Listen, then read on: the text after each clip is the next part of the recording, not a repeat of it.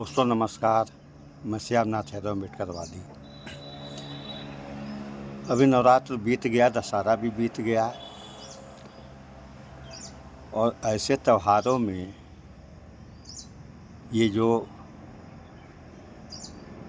खबरें निकल के आई हैं इसको तो अच्छी नहीं कही जा सकती हैं, क्योंकि नवरात्र के समय अगर बच्चियों के साथ दुष्कर्म हो तो इसको क्या कहा जा सकता है। थोड़ा सा आप लोग इस वीडियो को देख लें, फिर आगे बात हो।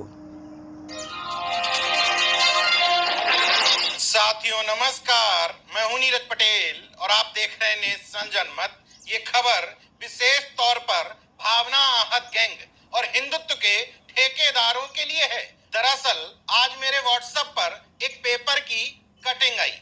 जब उसको गौर से मैंने देखा तो मन बेहद दुखी हुआ। क्यों? पेपर की कटिंग आपके सामने है। स्पष्ट समझ में आ रहा है कि अमर उजाला समाचार पत्र है। ऊपर भक्तों की देवी दुर्गा का चित्र बना है। नीचे लिखा है, सिकोहाबाद में कन्या भोज से लौट रही अनुसूचित जाति की बच्ची से दुष्कर्म। मां ने थाना सिकोहाबाद में दर्ज कराई अज्ञात युवक के खिलाफ रिपोर्ट। खबर में यह भी बताया गया है कि बच्ची की उम्र महज 9 साल है। उसी खबर में यह भी लिखा है, बिटिया के दिमाग में बैठा डर, बोल रही चुप रहो नहीं तो वह किडनी निकाल लेगा। मतलब बुरी तरीके से डरा धमका करके, टॉर्चर करके उसके साथ दुष्कर्म किया गया, वो भी उस समय में जिस समय नवरात्रि चल रही है, गरबों में नृत्य चल रहा है। 9 अलग अलग दिन देवी के अलग अलग रूपों की पूजा होती है। तो सवाल फिर से वही खड़ा होता है कि दुष्टों का संहार करने वाली देवी ने आखिर इस 9 साल की बच्ची के साथ बलात्कार करने वाले हैवान को रोका क्यों नहीं। खैर, जब मेरे मन में विचार आ रहा था उसी समय मुझे एक और खबर दिखाई दी। मध्य प्रदेश में 9वीं बार विधायक पूर्व मंत्री बीजेपी के कद्दावर नेता गोपाल भार्गव ने इसी तरह का सवाल खड़ा कर दिया। वर्तमान परिवेश में क्या हम रावण दहन के अधिकारी हैं? खबर की डिटेल में गया तो उनका बयान मिला।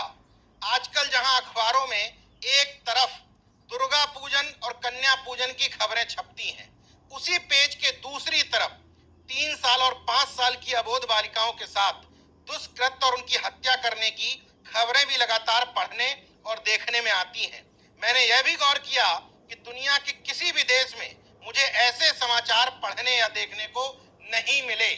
ये बीजेपी के कद्दावर नेता हैं, 9वीं बार विधायक हैं। अगर विपक्षी दल का कोई नेता यही बात कह देता तो उसको धर्म विरोधी, ईश्वर विरोधी बता करके उसका माखौल बनाया जाता।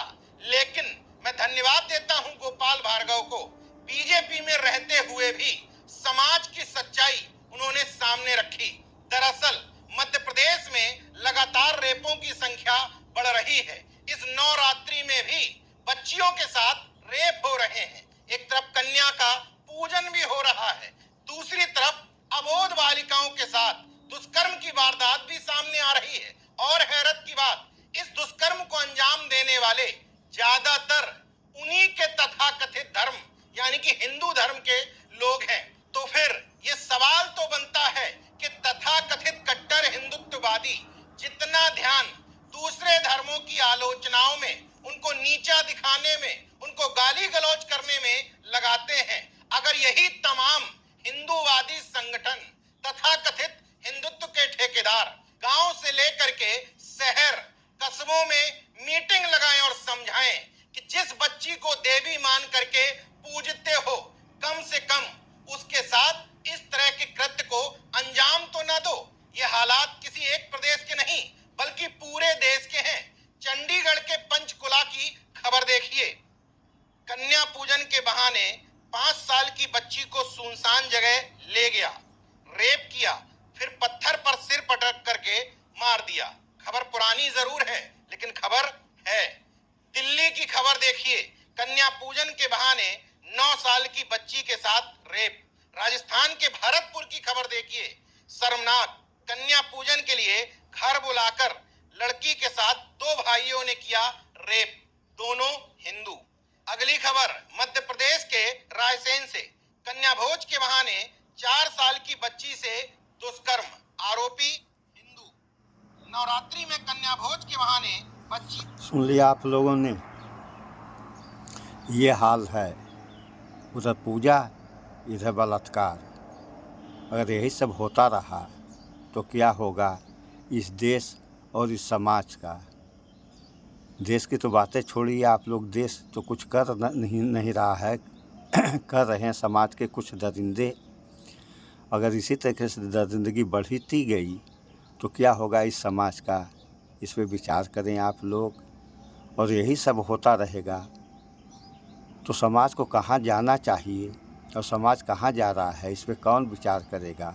आप लोग नहीं तो और कौन विचार करेगा, इस पे आप लोग विचार करें।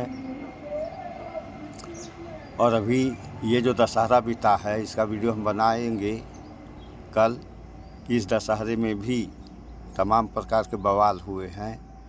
तो दोस्तों, भाईचारा बना के रहें, अमन शांति बनी रहे, अन्यथा क्या होगा इस देश और समाज का, ये कहने वाली बात है नहीं, आप सारे लोग जानते हैं। तो बुराइयों से अपने भी बचें और लोगों को भी बचाएं, इससे ज़्यादा और कोई क्या कह सकता है। सो इस वीडियो में इतना ही। स्वच्छता अपनाएं, शुद्ध खाएं, स्वस्थ रहें, शिक्षित बने। जय विज्ञान, जय संविधान। नमस्कार।